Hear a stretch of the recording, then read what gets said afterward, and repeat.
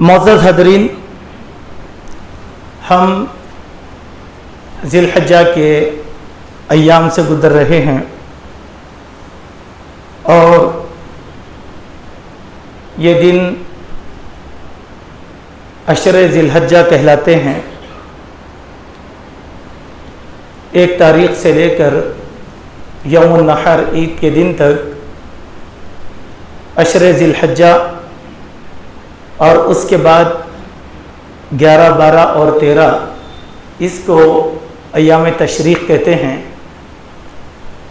اس حیثیت سے آج ہم عرفہ کا روزہ رکھے ہوئے ہیں۔ یہ روزہ ہمارے اگلے 1 سال اور پچھلے 1 سال کے گناہوں کو معاف فرماتا ہے۔ اللہ تبارک و تعالیٰ آج کے ہمارے اس روزے کو قبول فرمائے۔ چونکہ کل عید الاضحیٰ ہے اور عید کے فوراً بعد ہم اللہ تبارک و تعالیٰ کی رضامندی اور اس کی خوشنودی کے لیے قربانی کرتے ہیں جانوروں کی۔ انشاءاللہ آج کے اس خطبے میں کچھ کل سے متعلق تفصیلی گفتگو انشاءاللہ کرنے کی کوشش کروں گا۔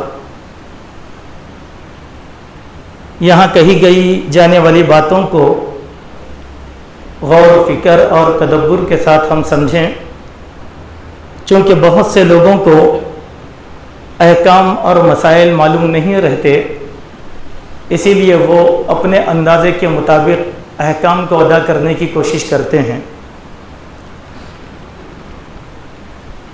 احکام کے نامعلوم ہونے کے سبب اکثر اوقات ہماری عبادتیں ضائع ہو جاتی ہیں، باطل ہو جاتی ہیں۔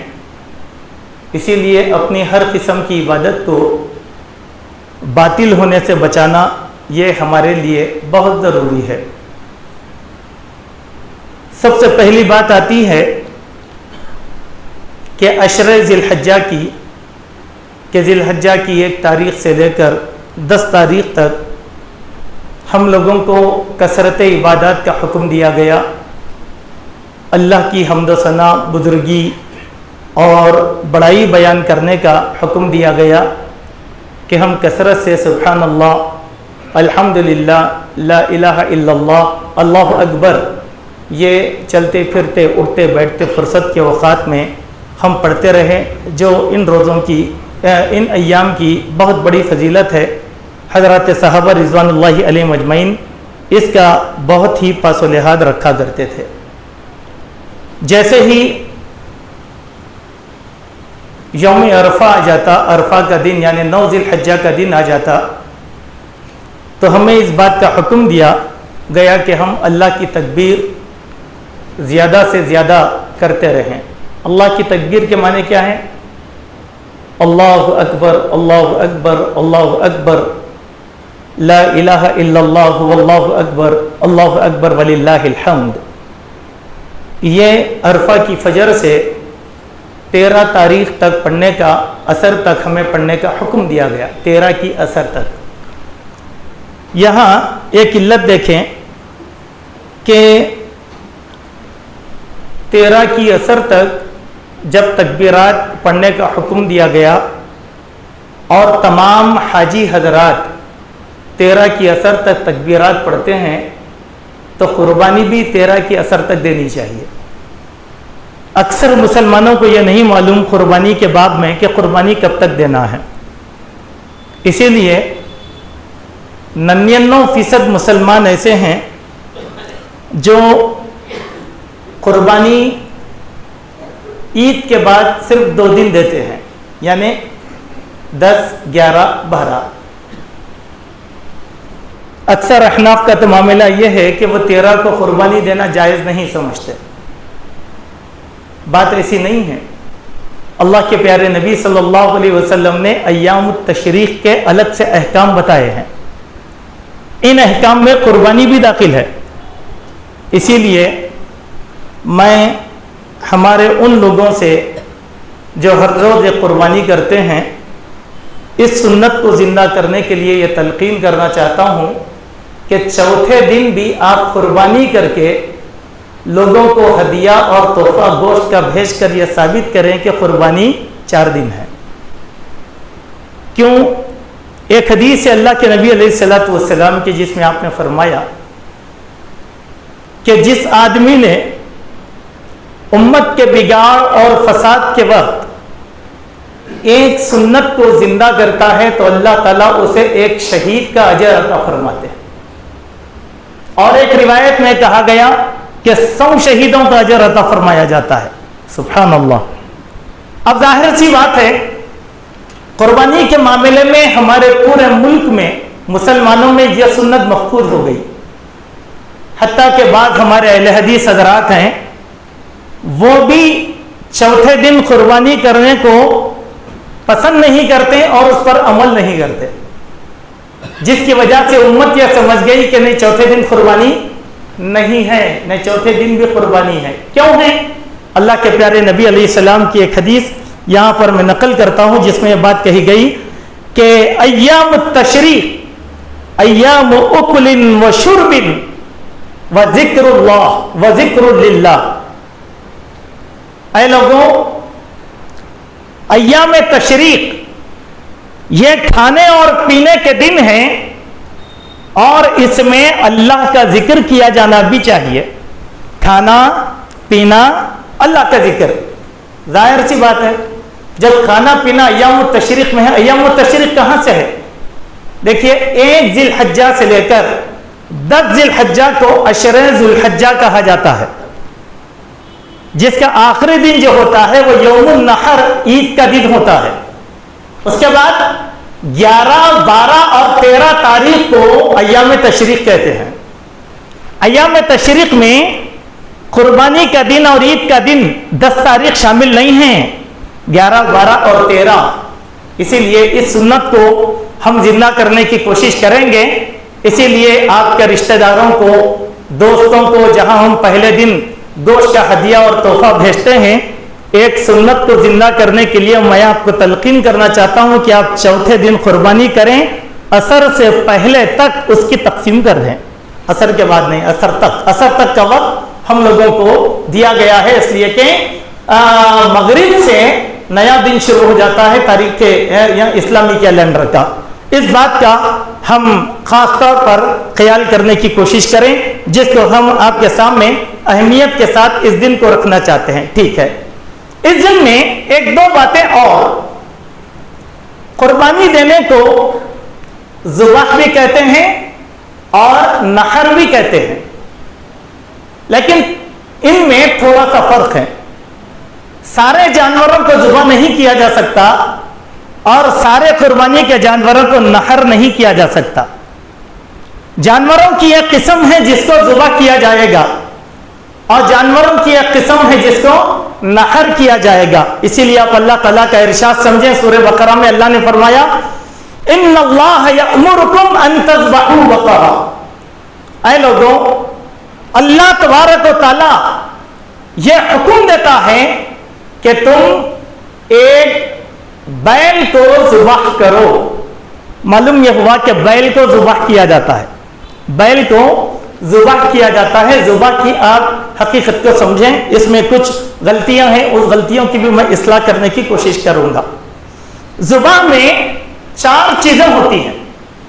نمبر 1، سانس کی نالی کا کٹ ہونا، اور دوسرا غذا کی نالی کا کٹ کیا جانا، اور تیسرا خون کی 2 شہرگیں ہوتی ہیں، ان دونوں شہرگوں کو کاٹنے کا نام ہے ذبح۔ یعنی گردن کے پاس سے جب ہم جانور کو ذبح کریں گے، پہلا حلقوم، حلق کٹ جائے گا، اس کے نیچے ہی غذا کی نالی ہوتی ہے۔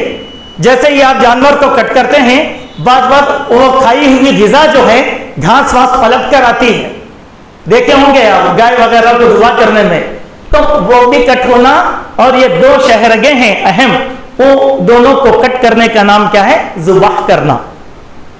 گائے، بیل، بھینس، بکری یہ ذبح کیے جانے والے جانور ہیں. ٹھیک ہے. پھر نہر، اونٹ کو نہر کیا جائے گا. آگے حدیث آئے گی تو میں وہاں پر نقل کروں گا، کیونکہ اونٹ کو سلایا نہیں جا سکتا، لٹایا نہیں جا سکتا. نہر کہتے ہیں وہ جانور جس کو کھڑا کر اس کو جو ہے ذبح کیا جاتا ہے، اس کو کیا کہتے ہیں؟ نہر. اسی لیے دیکھیں اونٹ کی گردن نہیں کاٹی جاتی، بلکہ اونٹ کے نرخرے میں نیزہ مار کر اس کو ذبح کیا جاتا ہے.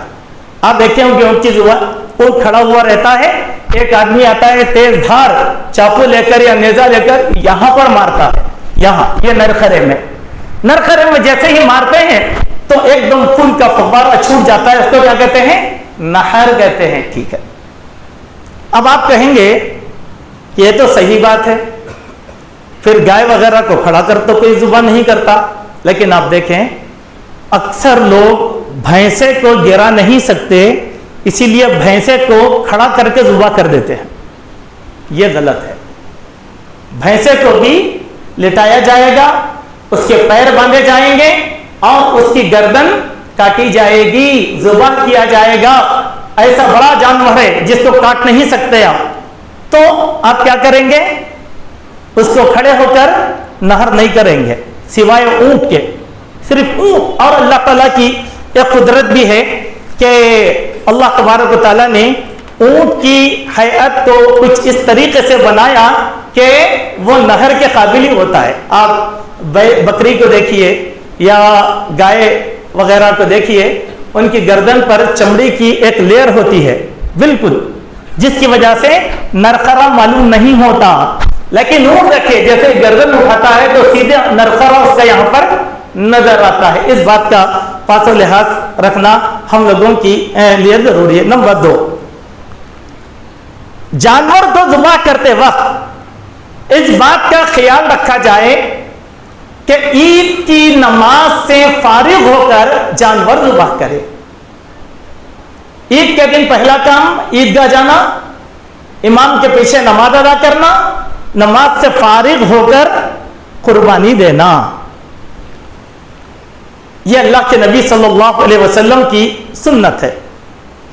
اگر کوئی آدمی عید کی نماز سے پہلے قربانی دے دیا تو اس کی قربانی عام قربانی ہوگی جو مہمانوں کی ضیافت کے لیے دی جاتی ہے، وہ سنت کی تکمیل نہیں ہوتی. اللہ کے نبی نے فرمایا من ذبح قبل الصلاۃ فلیذبح مکانها اخرى. جو کوئی آدمی نماز عید سے پہلے قربانی کر دیتا ہے اس کو چاہیے کہ وہ دوسرا جانور ذبح کرے، چونکہ اس کی قربانی نہیں ہوئی، عید الاضحیٰ کی قربانی نہیں ہوئی، اسی لیے وہ دوبارہ جو ہے جانور کو ذبح کرے. عموماً اتنی سخت وعید میں وہ لوگ جو حصوں کا کاروبار کرتے ہیں ان لوگوں کو چاہیے کہ جن لوگوں کے حصے آپ شامل کرتے ہیں ان لوگوں کو آپ ایک وقت دے دیں کہ ہم یہ وقت پر ذبح کر رہے ہیں. اب ہو سکتا ہے ایک آدمی 6 بجے نماز ادا کرے گا، ایک آدمی 7 بجے نماز ادا کرے گا، یا ایک آدمی کسی مقام پر 8 بجے نماز ادا کرے گا، اور میں حصے کا کاروبار کرتا ہوں اور میں نے 7 بجے پورے حصے والوں کے جانوروں کو ذبح کر دیا. جن لوگوں نے نماز ادا نہیں کیا ان کی تو قربانی ضائع ہو گئی. میں مشاہدے کی بات آپ کے سامنے کرنا چاہتا ہوں. کسی کو برا ماننے کی ضرورت نہیں ہے. ہمارے اکثر قریش برادری سے تعلق رکھنے والے جو لوگ حصوں کا کاروبار کرتے ہیں یا جانوروں کا کاروبار کرتے ہیں ان کو اسلامی تعلیمات سیکھنا چاہیے. میں اپنی آنکھوں سے دیکھا ہوں ان لوگوں کے ذبح کرنے کے طریقے کو، ان کے اصولوں کو. ان کا کوئی بھی اصول اسلام سے مائل نہیں کھاتا. ایک اعتماد ہے، لوگ کر لیتے ہیں، ایک اعتماد ہے، نہیں وقت نہیں ہمارے پاس 100 جانور ذبح کرنا ہے. آپ نے 100 جانور ذبح کرنے کی ذمہ داری لی تو بکنگ کے وقت آدمی کے نماز کا وقت بھی پوچھ لینا چاہیے، یا نہیں تو ان سے کہیں دیکھیے ہمارے پاس قربانی کا آغاز 9 بجے سے ہوگا، آپ 9 بجے سے پہلے نماز پڑھ لیں. انتباہ دے دیں ان لوگوں کو. لیکن عموماً یہ دیکھا نہیں جاتا اسی لیے ایسی بہت سی چیزیں ہیں جو قربانی کے معاملے میں ہیں، جو ہمارے بھائی قربانی کرنے والے قصاب وہ لوگ اس بات کا خیال نہیں کرتے۔ جانور کو جانور کے سامنے ذبح کیا جاتا ہے، جانور کی آنکھوں کے سامنے چاقو تیز کی جاتی ہے، جس سے اللہ کے نبی نے سختی سے منع فرمایا۔ ایسا نہیں کر سکتے، کتنے ہی جانور کاٹنا ہو آپ کو چاہیے کہ آپ انتظام کریں اور شریعت کو سامنے رکھ کر کے نہیں بھائی اتنا باریکی کے ساتھ نہیں ہو سکتا، تو آپ نے اللہ کے نبی صلی اللہ علیہ وسلم کی سنت کی مخالفت کی۔ نمبر 3، اکثر لوگ ایسے ہیں جن لوگوں کو قربانی کی دعا یاد نہیں رہتی، قربانی کی دعا یاد نہیں رہتی، تو ان کو شرمانے کی ضرورت نہیں۔ اتنا تو صحیح کہ آپ جانور کو ذبح کرنے سے پہلے جب چاقو تیز کر لیں گے بسم اللہ اللہ اکبر کہہ کر ذبح کر دیں، کافی ہو جائے گا۔ سب سے مختصر دعا بسم اللہ اللہ اکبر۔ اگر کسی مسلمان کو یہ بھی یاد نہیں ہے تو اس مسلمان کو شرم کرنا چاہیے۔ دنیا ساری یاد ہے، ایک چھوٹا سا ذبیحہ، ایک چھوٹا سا اللہ کا نام یاد نہیں رہتا۔ اس دن میں قربانی کے لیے ایک دعا سکھائی گئی۔ اس دعا کو عموماً پہلے ایسے ہوتا تھا کہ چھوٹے چھوٹے کارڈوں پر یا اشتہاروں پر لکھ کر لوگوں کو دیا جاتا تھا اور بہت اچھا ہوتا تھا، لوگ اس کو دیکھ کر پڑھا کرتے تھے۔ لیکن جن لوگوں کو یاد نہیں ہے وہ دیکھ کر دعا پڑھیں۔ جیسے ایک دعا جو مسنون ہے، سنن ابو داؤد کے اندر یہ دعا آئی، کہا انی وجہت وجہی للذی فطر السماوات والارض حنیفا وما انا من المشرکین ان صلاتی و نسکی و محیای و مماتی للہ رب العالمین لا شریک لہ وبذالک امرت وانا من المسلمین اللہم منکا ولکا، یا رک کر نام لیں گے، منکا ولکا ان عبد الرحیم، عبد الرحمن، عبداللہ، جتنے بھی لوگ ہیں ان لوگوں کا نام لیں، اس کے بعد کہیں بسم اللہ واللہ اکبر، ذبح کر دیں، خلاص۔ یاد نہیں ہے تو دعا دیکھ کر پڑھیں۔ آج کل تو موبائل کا زمانہ ہے، آپ موبائل کے اوپر دعا رکھ لیجئے۔ ذبح کرتے وقت اگر کسی آدمی نے اللہ کا نام لے کر جانور کو ذبح نہیں کیا تو اس کا ذبیحہ حلال نہیں ہوگا۔ اسی لیے بڑی دعا یاد نہیں ہے، آپ کی نیت کافی ہے۔ سب سے چھوٹی دعا بسم اللہ واللہ اکبر، بس ذبح کر دو۔ جس جانور پر اللہ کا نام نہیں لیا گیا وہ جانور جو ہے کھایا نہیں جا سکتا، جو اللہ کے نام کا نہیں ہے، اسی لیے اللہ کا نام لینا چاہیے۔ ٹھیک ہے، اس بات کے بعد کچھ اور باتیں ہیں، اس کا خیال ہم کریں۔ نمبر 1، جانوروں کو ذبح کرتے وقت جانور کے ساتھ کسی بھی قسم کا تشدد، ظلم اور زیادتی نہ کرے۔ جیسے آپ دیکھیں بعض لوگوں کو میڈیا میں بڑا شوق ہے اپنے جانوروں کی فوٹو بنانے کا، اس سے آج جتنی نفرتیں پیدا ہو رہی ہے نا، اس میں میڈیا کا سب سے بڑا عمل دخل ہے۔ جانوروں کو کتنا ستایا جاتا ہے، گرانے کے لیے مہارت نہیں ہے اکثر قصابوں کے پاس جانوروں کو گرانے کی۔ بڑے بڑے جانور دیکھیے خرید لیے، اس کو گرانا بھی ایک فن ہے۔ بغیر تکلیف کے جانور کو گرانا، کتنا ادھم مچایا جاتا جانور کے ساتھ۔ اگر جانور قابو میں نہیں آیا اس کو ٹائٹ باندھ کر، میں نے دیکھا اپنی آنکھوں سے، تقریباً 12-15 سال پہلے سے نہ وہ جانور کی صورت میرے ذہن سے جاتی ہے اور نہ میں وہ حادثہ بھولتا ہوں۔ جانور نہیں گر رہا ہے، قصاب صاحب کا بڑا ہنر، وہ کیا کیے، ایک راڈ لیے، لے کر اس کے سر پر 3-4 مار مارے تو بے ہوش ہو کر گر گیا، تب پیر بن کے کاٹ دیا۔ اللہ کے بندے اگر مر جاتا تو قربانی حلال ہوتی؟ یہ مارنا، جانور کے ساتھ تشدد کرنا، کیا اللہ کے نبی صلی اللہ علیہ وسلم نے یہ سکھایا؟ یہ تو غیر مسلموں کا طریقہ ہے۔ وہ لوگ جانور کو بڑے تشدد کے ساتھ جھٹکا دے کر بغیر کسی راحت کے قتل کر دیتے ہیں اور خوش ہوتے ہیں۔ تمام غیر مسلم کو دیکھیے آپ، وہ جانور کو ذبح نہیں کرتے بلکہ اپنے تیوہاروں میں جانور کو قتل کرتے ہیں۔ ایک جھٹکے کے ساتھ انجان رہتا ہے جانور، اور اس کو ہاتھ پیر مارنے کی بھی جو ہے کا وقت نہیں ملتا۔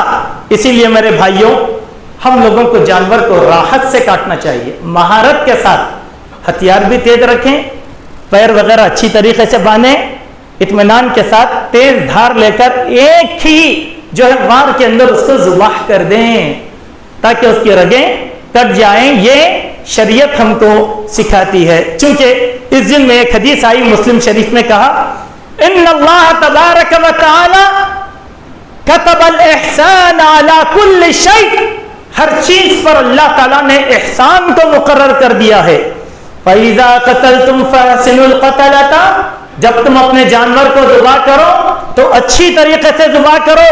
وَإِذَا ذَبَحْتُمْ فَأَحْسِنُوا الذَّبْحَ، جب تم کسی جانور کو قتل کرتے ہو اچھی طریقے سے قتل کرو، اور جب تم اپنے جانور کو ذبح کرتے ہو تو اچھی طریقے سے ذبح کرو. وَلْيُحَدَّ أَحَدُكُمْ شَفْرَتَهُ وَلْيُرْحِ ذَبِيحَتَهُ، اور اسی طریقے سے جب تم میں کا کوئی آدمی جانور کو ذبح کرنے کی تیاری کرے تو چاقو اچھی طریقے سے تیز رکھے، من چاقو نہ رکھے. اس دن میں دیکھیں بعض لوگوں کو بہت جانور ذبح کرنا ہے تو آج تو ذبح کر دیا، ہتھیار تیز تھا، لیکن آج تھکے ہوئے ہیں، کل کاٹنے کے لیے ہتھیار کو تیز نہیں رکھا جاتا. کئی لوگوں کو دیکھیے جب ہم ذبح کرتے ہیں بہت طاقت لگانا پڑتا ہے. نہیں، ذبح کرنے کی چاقو ہتھیار الگ رکھیں اور بہت تیز ہو. جیسے ہی ہم اس کی گردن پر رکھیں تو شہرک وغیرہ ایک ہی ساتھ آسانی کے ساتھ کٹ جائے. یہ طریقہ اللہ کے نبی صلی اللہ علیہ وسلم کا ہے. ہر آدمی کو جانور ذبح کرنے سے پہلے اس بات کا خیال رکھنا چاہیے، جانوروں کو مارنا اور اس کو قابو میں لانے کے لیے اسلام میں جائز نہیں ہے. اللہ کے نبی نے کہا نہا رسول اللہ صلی اللہ علیہ وسلم عن الضرب فی الوجہ وعن الوسم فی الوجہ، اللہ کے نبی نے چہرے پر تھپڑ مارنا یا چہرے پر داغنے سے منع فرمایا. اس سے جانور عیبدار ہو جاتا ہے، تکلیف ہوتی ہے، تکلیف جانور کو نہ. اچھا ٹھیک ہے، اس حدیث کے ذمن میں دیکھیں ایک بات یاد آئی تو وہ بات آپ کے سامنے رکھتا ہوں، بڑی پیاری بات ہے. گھر میں سانپ نکلا، بچھو نکلا، کیسے مارنا ہے اس کو؟ وہی بات، یک لخت اس کو کچل لینا چاہیے، تڑپا تڑپا کر جانور کو مارنے کا. سانپ آیا، آپ خوب تڑپا تڑپا کے مار رہے ہیں اس کو، جیسا بولتے ہیں ہم اس کو بہت تڑپا تڑپا کے ماروا، اسلام میں جائز نہیں ہے.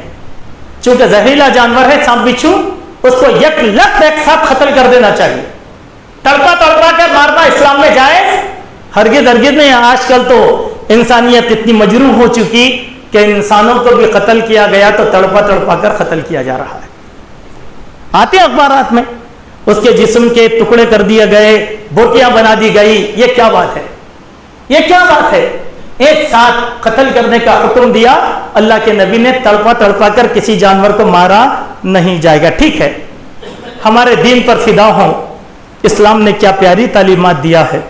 کیا کہا کہ جب تم جانور کو ذبح کرتے ہو، جانور کو ذبح کرنے کے بعد جب اس کو گرا دیا جاتا ہے تو اللہ کے نبی کا یہ طریقہ تھا کہ اس جانور کو راحت کے لیے آپ صلی اللہ علیہ وسلم اس کے اوپر جو ہے، اس کی گردن کے پاس اس کے اوپر جو ہے پاؤں رکھا کرتے تھے اللہ کے نبی صلی اللہ علیہ وسلم. خالی ایسی نہیں، آپ ایسا کھڑے گردن کو ایسے پکڑ لیا، ذبح کرنے کے جانور اگر جھٹکا مار دے گا تو آپ کو نقصان ہوگا. طریقہ کیا ہے؟ اللہ کے نبی نے طریقہ بھی سکھایا جانور کو ذبح کرنے کا. وہ کیسے؟ ذبح النبی صلی اللہ علیہ وسلم بکبشین املحین فرأیتہ واضعا قدمہ علی صفاحها ویکبر فذبحہما بیدی. اللہ کے نبی نے 2 چتکبرے مینڈے، سینگوں والے مینڈے لیے. میں نے دیکھا کہ آپ صلی اللہ علیہ وسلم اپنے پاؤں جانور کی گردن کے اوپر رکھے ہوئے ہیں. اس طرح آپ نے دونوں مینڈوں کو ذبح کیا. اپنا پاؤں ایسا رکھیں گے اس کی گردن کے پاس تاکہ مضبوطی آئے، اور اس کی گردن کے پاس سے اس وقت ہم ذبح کرنے کی کوشش کریں گے. یہ طریقہ اللہ کے نبی صلی اللہ علیہ وسلم نے ہم کو بتایا. چلیے آگے ایک اور مسئلہ ہے، اس مسئلے کو بھی فقہی مسئلہ بنا دیا گیا. اب حالانکہ مسئلہ کچھ نہیں ہے لیکن زبردستی تعجب قید ایک فقہی مسئلہ. سوال یہ ہے کیا مرد آدمی ہی جانور کو ذبح کرے گا یا عورت بھی ذبح کر سکتی ہے؟ بہت سے لوگ ہیں وہ تعجب کرتے ہیں عورت کیسا ذبح کرے گی جانور کو، یہ جائز نہیں ہے، یہ کیا دین ہے، آج تک تو ہم سنے نہیں. بھائی آپ نہیں سنے تو آپ کے سماعت کا قصور ہے. آپ نے نہیں پڑھا تو آپ کے علم کا قصور ہے. جیسے جانور مرد ذبح کرتا ہے ویسے ہی عورتوں کو بھی جانور ذبح کرنے کی اجازت دی گئی ہے. اس دن میں پہلی حدیث مستدرک حاکم کے اندر آئی. حضرت ابو موسیٰ اشعری رضی اللہ عنہ اپنی بیٹیوں کو جانور ذبح کرنے کا حکم دیتے اور حضرت ابو موسیٰ اشعری رضی اللہ عنہ کی بیٹیاں اپنے ہاتھوں سے جانور ذبح کیا کرتی تھی. دوسری بات، امام بخاری رحمت اللہ علیہ نے صحیح بخاری میں 2 جگہ ایک باب باندھا ہے. ایک باب، پہلا باب یہ ہے باب من ذبح ضحیۃ غیرہ، کہ اگر کوئی آدمی دوسرے آدمی سے اپنے جانور کو ذبح کرنا کیسا ہے. یہ باب باندھ کر ابو موسیٰ والی حدیث کو وہاں پر پیش کیا کہ ابو موسیٰ خود ذبح نہیں کرتے تھے، اپنی بیٹیوں سے ذبح کر، میرا جانور ہے میں ذبح نہیں کر رہا ہوں، میں ان سے کہہ سکتا ہوں ذرا میرا جانور ذبح کر دو، کوئی بات نہیں. ہاں میری بیوی ہے، میں اس کو کہہ سکتا ہوں کہ تم یہ جانور ذبح کر دو. نمبر 1. نمبر 2، دوسرا بات امام بخاری رحمت اللہ علیہ نے ایسے باندھا، بخاری شریف حدیث نمبر 5505، ذبیحۃ المرأۃ والامہ. ذبیحۃ المرأۃ، عورت کا جانور کو ذبح کرنا، والامتی، باندی کا جانور کو ذبح کرنا کیسا ہے. باندی کے معنی خادمہ، نوکرانی، ہمارے ماتحت کام کرنے والی، وہ بھی جانور کو ذبح کر سکتی ہے. ہماری ماں، بہن، بیٹی یہ بھی جانور کو ذبح کر سکتی ہے، کوئی بھی مسلمان عورت. اس میں تعجب کی کوئی بات نہیں. ابو موسیٰ اشعری کی حدیث اس میں بہت بڑی دلیل ہے. اس دن میں ایک اور حدیث آئی، وہ کیا ہے کہ حضرت کعب بن مالک بیان فرماتے ہیں کہ ان کی بکریاں سلا پہاڑی پر چر رہی تھیں اور ان کی لونڈی نے دیکھا کہ ان کی ایک بکری اچانک نڈھال پڑ کر مرنے کے قریب پہنچ رہی ہے. تو اس کو کچھ نہیں ملا، ایک پتھر کو توڑا، تیز پتھر ہاتھ میں لیا اور پتھر کے ذریعے سے جانور کو اس لونڈی نے ذبح کر دیا. سبحان اللہ. پہلے زمانے میں ایسی چاقو واقو نہیں ہوتی تھی تو پتھروں سے لوگ ذبح کرتے تھے. اس کی ایک عجیب الگ تاریخ ہے. المہم بات یہ ہے کہ عورتیں بھی جانوروں کو ذبح کر. اب آگے دیکھیے ایک اور مسئلہ ہے، اس مسئلے کو ہم سمجھیں. ایک اصطلاح استعمال ہوئی شریعت میں، اس کو کہتے ہیں شریعت شیطانی، شریعت الشیطان. اس کو کہا گیا شریعت شیطانی. یہ کیا ہے؟ جاہلیت کے زمانے میں غیر مسلمین کے ذبح کرنے کا ایک طریقہ تھا. اب اس کو سمجھیے، اسلام میں ذبح اور غیر مسلم کے ذبح کرنے میں کتنا بڑا فرق ہے. اسلام کے ذبح میں 4 چیزیں کٹے تو ذبح، جس کی تفصیل میں بتا دیا. شریعت شیطانی کے غیر مسلموں کا ایسا ذبح، وہ لوگ کیا کرتے تھے، جانور کی صرف چمڑی ذبح کرتے تھے اور اس کے بعد جانور چھوڑ دیتے تو جانور تکلیف کے مارے اٹھ کے دوڑتا اسی حالت میں دم توڑ دیتا تھا. اس کو کہا گیا شریعت الشیطان، شریعت شیطانی. یہ ان کی عبادتوں میں داخل تھا. اللہ کے نبی نے پیر باندھنے آرام کا جو حکم دیا، یہ حرکت نہ ہونے کے لیے. آپ بھی کرتے ہیں کبھی کبھی اپنے آپ کو بہادر سمجھ کر، جانور پٹک دیا، ذبح کرنے گئے، اچانک وہ گردن جھٹک دیا. کئی مرتبہ ہوتا ہے ایسے، وہ جھٹکا مار کر اٹھتا ہے اور پورا دوڑانا شروع کرتا ہے آپ کو. اگر ایسی صورت میں جانور مر جائے گا تو وہ قربانی نہیں ہوگی. اس کو شریعت الشیطان کہتے ہیں. اسی لیے جانور کو باندھنا، اطمینان کے ساتھ تیز دھار والے ہتھیار سے اس کو کاٹنا چاہیے. سمجھ گئے بات کو؟ ورنہ غیر مسلموں کی عبادت کا ایک طریقہ ہو جائے گا. اب اٹھ کے کھڑا ہو گیا اور اس کو مار رہے ہیں، کر رہے ہیں، پھر گرا رہے ہیں. بھائی پہلے سے اس جانور کو باندھا کیوں نہیں؟ پہلے اس جانور کے شرعی معاملات کو پورا کیوں نہیں کیا؟ اب کیوں تکلیف اٹھا رہے ہو؟ تو اس سے ہم بچنے کی کوشش کریں. ان النبی صلی اللہ علیہ وسلم نہا عن شریعت الشیطان اللہ کے نبی نے شریعت شیطانی سے منع فرمایا کہ کوئی مسلمان ایسی حرکت نہ کرے. اس کے بعد دیکھیں جانوروں میں ذبح کرنے کے لیے سب سے زیادہ ممتاز جو جانور ہے وہ ہے بکرا بکری یا دمبا. اس کے بہت سے اس کے بیک گراؤنڈ بہت زیادہ ہے. اس میں خرچ کم ہے. دور جاہلیت میں اکثر لوگ پالا کرتے تھے. گاؤں قریہ دیہات میں آج بھی جانور پالنے کا رواج ہے. آدمیوں کو خرچ کم ہوگا, آسانی سے مہیا ہوں گی. تیسری بات یہ ہر مسلمان اپنے ہاتھ سے اس کو ذبح کر سکتا ہے. جیسے اونٹ اور گائے کو ہر مسلمان نہیں کر سکتا, اس کے لیے ماہر چاہیے. لیکن بکرا ہے, میں بچوں کے ساتھ پکڑا, گھر میں ذبح کر دیا, ہو گئی بات.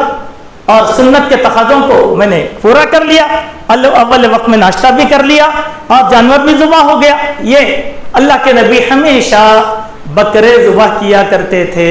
ہاں اگر ضرورت ہو تو گائے بھی ذبح کی جا سکتی ہے. گائے کے معنی اب گائے اللہ کے نبی کی سنت ہے, اب ہم جا کے حکومت سے ٹکرا جائیں گے, یہ بولیں گے نہیں ہمارے نبی کی سنت گائے ذبح کرنا ہے. نہیں, ایسا نہیں ہے.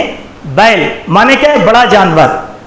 بیل یا بھینسا جس کو کٹا کہتے ہیں یہ بھی ذبح کیا جا سکتا ہے. یہ بھی جائز ہے, یہ بھی حلال ہے. اللہ کے نبی نے ایک مرتبہ حضرت عائشہ کی طرف سے بیل بھی ذبح کیا ہے. جیسے مسلم شریف کی حدیث ہے, ذبح رسول اللہ صلی اللہ علیہ وسلم ان عائشہ بقرۃ یوم النحر. اللہ کے نبی نے حضرت عائشہ کی طرف سے جو ہے ایک بیل کو آپ صلی اللہ علیہ وسلم نے ذبح کیا. اب آئیں ایک اور بات, دو مسئلے یہاں سمجھاؤں گا, بڑے سمجھنے کے مسئلے ہیں جو ہمیشہ قربانی کے موقع پر لوگوں کو شکوک اور شبہات میں ڈالتے ہیں. نمبر ایک, حاملہ جانور کی قربانی کیسے ہے؟ آپ ایک جانور خرید کے لائے, وہ ہے حاملہ, اس کی قربانی مطلق جائز ہے. حاملہ جانور کو آپ ذبح کر دیں گے, اب اس کے پیٹ کا بچہ ہے, اس کو ذبح کرنے کی ضرورت نہیں ہے. کیوں؟ ماں کا ذبح کیا جانا بچے کے ذبح کیے جانے کے مترادف ہے. حدیث ہے, اللہ کے نبی نے کہا زکات الجنین زکات امہ, یعنی جنین ماں کے پیٹ کے بچے ماں کا ذبح کیا جانا گویا اس کے بچے کا ذبح کیا جانا ہے. کلو ان شئتم, اور تم چاہو تو اس کو کھاؤ. بہت لوگ سمجھتے ہیں چھوٹا بچہ ہے, معصوم بچہ ہے, کیسا کھانا پھینک دیتے. نہیں, وہ بھی کھانے کی اجازت ہے شریعت میں, چونکہ وہ ماں کے پیٹ میں تھا اسی لیے اس کو کھایا جا سکتا ہے. اس کے بعد ایک اور مسئلہ ہے جو اللہ کے نبی نے ہم کو سکھایا, وہ ہر مسلمان کو جانور ذبح کرنے کا طریقہ سیکھنا چاہیے.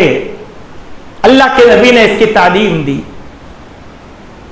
ہمارے شہر میں 40 لاکھ مسلمان ہیں, تو کم سے کم 10 لاکھ قربانیاں تو ہوتی ہیں, لیکن 10 لاکھ قصاب کہاں ملیں گے؟ یہ بھی ایک مسئلہ ہے. نتیجتاً آپ دیکھیے عید کے بعد آدمی قصابوں کو ڈھونڈتے پھرتا ہے. ارے کیا ہے یہاں کھڑے, میں قصاب ڈھونڈ رہا ہوں, قصاب ڈھونڈ رہا ہوں, قصاب ڈھونڈ رہا ہوں. ارے ایسا نہیں بھائی, آپ بھی ذبح کرو نا گھر میں بال بچوں کو لے کے, ختم ہو جائے گا مسئلہ. یہ اللہ کے نبی نے تربیت دی ہے. تمام صحابہ قربانی کرنا جانتے تھے. اسی لیے آپ احادیث دیکھیں کہ عصر اور مغرب کے درمیان کتنا فرق ہے. عصر اور مغرب کے درمیان اتنا فرق ہوتا کہ ہم ایک جانور ذبح کر کے تقسیم کر دیتے. کون؟ صحابہ. صحابہ بذات خود جو ہیں جانور ذبح کیا کرتے تھے. اسی لیے ایک مرتبہ کی بات ہے کہ رسول اللہ صلی اللہ علیہ وسلم ایک غلام کے پاس سے گزرے, تو وہ غلام ایک بکری ذبح کر کے کھال کھینچ رہا تھا. تو اللہ کے نبی نے اس کے طریقے کو دیکھا, اس کو نہیں آ رہا کھال کھینچنے کے لیے. آپ نے کہا کہ ذرا ہٹو, میں تمہیں بتاتا ہوں کہ بکری کی کھال کیسے کھینچی جاتی ہے. آپ نے اپنے آستین کو چڑھایا اور گوشت اور چمڑے کے بیچ میں ایسا مکھا بنا کر زور سے آپ نے زور دیا اور کہا کہ اس طریقے سے جانور کی کھال کھینچی جاتی ہے. اس حدیث سے کئی مسائل مستنبط ہوتے ہیں. ایک مسئلہ یہ ہے کہ اللہ کے نبی نے امت کو تربیت دیا. چلیے آئیے ایک دو مسئلے 1-2 منٹ میں آپ کے سامنے رکھ دیتا ہوں. قربانی کا گوشت کیا کرے؟ قربانی کا گوشت کیا کرے؟ کلو وَأَطْعِمُوا وَادَّخِرُوا, کھاؤ, لوگوں کو کھلاؤ, بچ جائے تو جمع کرو. डिफ्रीज है, रख लो, कबाब बनाकर तादेर खाओ। उम्मुल मुमिनीन हजरत आयशा की एक हदीस है, गालिबन तिरमिज़ी शरीफ में, वो कहती हैं हम जानवर के ज़ुबा किए हुए पाए को धूप में सुखाकर महीनों तक इस्तेमाल करते थे। क्योंकि वो जमाना डिफ्रीज का जमाना नहीं था, तो वो क्या करते थे, पाए को और सर को फोड़कर धूप में सुखा लेते, कबाब बना लेते और उसको बाद में खाया करते थे। लेकिन ना, डिफ्रीज का जमाना है, रखिए खाइए, किसी किस्म की कोई हर्ज नहीं है। इसीलिए उलमा ने एक उसूल पेश किया। वो उसूल क्या है कि 3 हिस्से करो, एक खुद खाने के लिए रखो, एक रिश्ते नातों में तकसीम करो, मोहब्बत बढ़ेगी, और एक हिस्सा गुरबा, फुकरा और मसाकिन में तकसीम करो। ये शर्त नहीं है, ये हुक्म है, इजाजत है। अब मेरे घर में 11 बच्चे हैं, मैं एक बकरा काटा, अब वो बकरा मुझे बस नहीं होगा तो तकसीम क्या करूंगा, खाइए, कोई खर्च की बात नहीं है। लेकिन गरीबों का ख्याल करना यह भी हमारे लिए जरूरी है। दूसरी बात, अल्लाह के प्यारे नबी सल्लल्लाहु अलैहि वसल्लम ने गैर मुस्लिमों को गोश्त का तोहफा देने का भी हुक्म दिया है। सवाल करते लोग, गैर मुस्लिम को गोश्त देना क्या भाई? हाँ देना। अरे ऐसा कैसा देना, बरकत वाला? अरे दो भाई, उन्हें भी खाने वाला है, पड़ोसी है आपका, पड़ोसी है। अब हमारे मुल्क में बड़े का जानवर तो गैर मुस्लिम नहीं खाते, फसाद हो जाएगा आप भेजे तो। हाँ, बकरा अगर आप काटे हैं तो गैर मुस्लिम को भी दीजिए, पूछ कर दीजिए, खाली भेजिए मत। आपको मालूम है कि आपका गैर मुस्लिम दोस्त गोश्त खाता है तो आप उसको गोश्त का तोहफा दीजिए। ये अल्लाह के नबी ने हुक्म दिया। अल्लाह ने कहा कुलू फीहा व अतिमुल क़ानि अल मुअतर, मांगने वाले को भी दो, न मांगने वालों को भी दो। हजरत अब्दुल्लाह इब्न उमर रज़ियल्लाहु अन्हु के घर में बकरी जुमा हुई। जैसे ही वो घर में आए तो पूछा, हमारे यहूदी पड़ोसी को गोश्त भेजे क्या? यानी उसको भी भेजो। गैर मुस्लिम को भी गोश्त देना ये इजाजत है, और आप अगर फसाद का अंदेशा ना हो तो आप दे सकते हैं। आखिरी बात आज के इस खुतबे की, चलिए ठीक है, बहुत कुछ लोग हैं जो कुर्बानी देते हैं, कुछ मुसलमान हैं जिनकन कुर्बानी देने की इस्तिताअत नहीं है, ताकत नहीं है। मैं ये समझता हूँ आज के ज़माने में बहुत कम मुसलमान ऐसे होंगे जिनकन कुर्बानी देने की ताकत नहीं होगी, क्योंकि शादी में ज़िया और इसराफ तो सारे मुसलमान कर रहे हैं, क्या गरीब क्या मालदार। अब ये बहाना चलने वाला नहीं है। हाँ, फिर भी एक आदमी है बहुत गरीब है, इस्तिताअत नहीं है, कुर्बानी नहीं दे सकता, उसकी कुर्बानी मोहम्मद रसूलुल्लाह सल्लल्लाहु अलैहि वसल्लम ने दे दी है अपनी हयात में। उसको गम करने की जरूरत नहीं है, नियत के हिसाब से अल्लाह उसको अजर अता फरमाएगा। ठीक है।